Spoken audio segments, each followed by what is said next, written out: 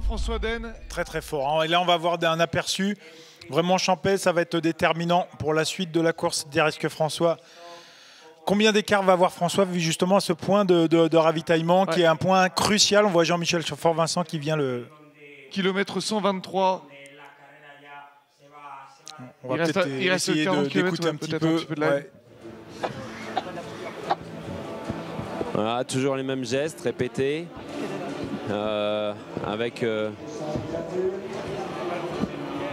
Avec des aliments qu'il a demandé, qu'il sait qu'il va retrouver forcément auprès de son assistance.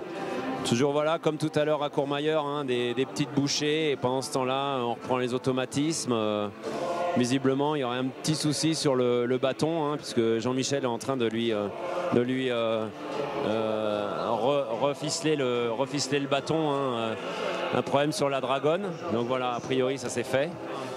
Qui remet les deux frontales obligatoires, qui sont deux frontales e-light beaucoup plus légères, hein, qui font quelques grammes chacune. Donc tout est pesé, tout est mesuré. Il prend le temps pour bien s'alimenter, François, on voit. Ouais, bah c'est un point crucial, on l'a dit. Un sandwich. Ouais.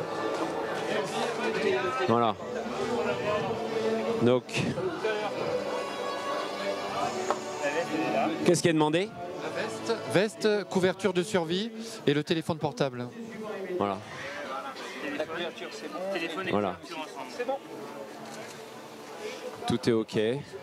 Donc le règlement est le même. Tous les coureurs seront contrôlés ici. Donc la perte de temps, elle est la même pour tout le monde. Voilà François qui semble quand même très frais. Pas trop marqué pour le moment par l'effort. Voilà. François qui est reparti. Voilà, ça c'est voilà. Kylian arrive, voilà, beaucoup de monde qui le suit. Kylian arrive, voilà. Son arrivée, voilà. Toujours la brindille d'herbe dans la bouche. Semble serein, posé. Voilà. Kylian, toujours pareil, Jordi, son manager, qui a prévu à côté une paire de chaussures au cas où, qui change la flasque d'eau. Voilà, on a vu tout à l'heure aussi Emily qui était au bord de la route. Voilà, et regardez la haie d'honneur qui lui est faite au départ de Champais. Il repart en trottinant. Voilà, des chaussures neuves, des chaussettes neuves. C'est aussi un confort de pouvoir partir avec des produits secs, avec ne pas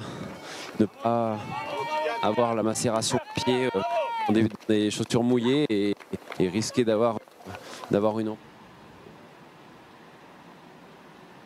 Alors qu'on s'était complètement absenté de notre poste pour aller prendre le petit-déj, Jim Worms est arrivé. Alors on va essayer de voir ce qu'il raconte. Non, on n'a pas le retour. Donc il discute avec Christophe Honnet, il est assis, il se fait soigner les pieds. Bon, il ne dort pas là. À la folie, il s'est vraiment arrêté, il a fait une micro-sieste. Mais il semble marqué. Hein.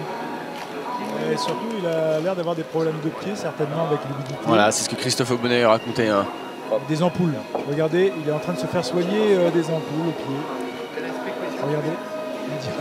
Jim Worms. Et bon appétit hein, si vous êtes au petit-déj. Bien sûr, parce que nous, il est excellent. On a été régalés ce matin. Ah oui, non, c'est une les petite ampoule au talon et qu'il faut soigner absolument, sinon ça empire. Et puis les pieds, c'est important. Ah, c'est la pour base. Un coureur comme Jim Wemsley. Cette technique justement de pouvoir dormir 10 minutes, un quart d'heure comme les navigateurs. Ouais. Et mais là, on voit quand même qu'il a besoin de retrouver des ressources mentales et énergétiques. Et là, ça va être compliqué quand même pour la victoire. Hein. Image très forte quand même. Hein. On se souvient quand même de Vincent Delbar, une année au Grand Raid, qui avait fait une pause de 10 minutes, un quart d'heure et qui avait gagné. Et qui avait rejoint le Suisse Christophe Jacquerot. Ils avaient gagné tous les deux ensemble. Il avait fait une pause comme ça de 10 minutes, un quart d'heure à 40 km de l'arrivée. Donc tout peut arriver. Et on a dit ça va arriver vite derrière, même si Madame Lavache n'est pas prête d'arriver. Elle fait la sieste aussi. Ouais, elle est tranquille, elle regarde les coureurs, elle a un bon spot.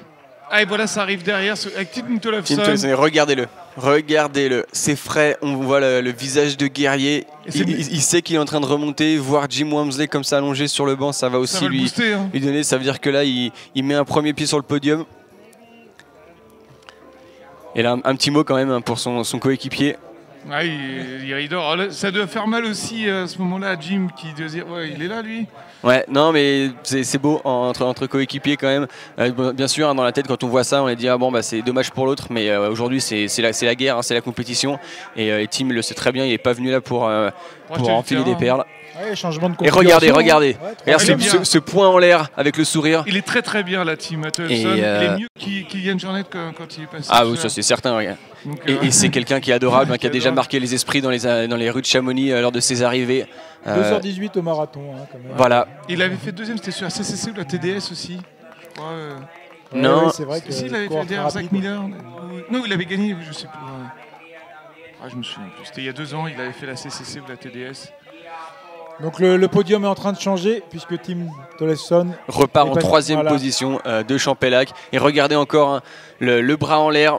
Ah, il est bien, Tim Tollefson en tout cas. Tim Tollefson est en mission.